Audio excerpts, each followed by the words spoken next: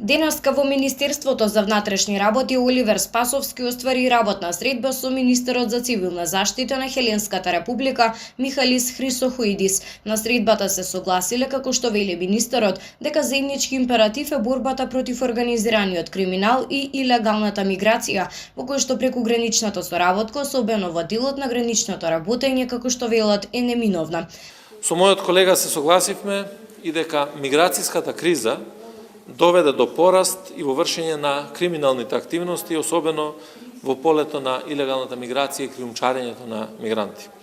Утврдивме дека имаме многу заеднички работи, области за дискусија и взаемен интерес и дека во периодот што престои ќе бидат направени сериозни напори за ова наша волја и декларација да биде интензивирана преку соработка и да ги преточиме во вистински, стратешки и оперативни активности. Од клучна важност е целосното спроведување на се што предвидува договорот од Преспа во врска со приминувањето на министерствата, на јавните служби, на патиштата и така натаму. Сакам да истакнам дека го поддржуваме Европскиот пакт на Северна Македонија и во пракса можеме да ја понудиме потребната техничка помош за исполнување на бараните релевантни услови.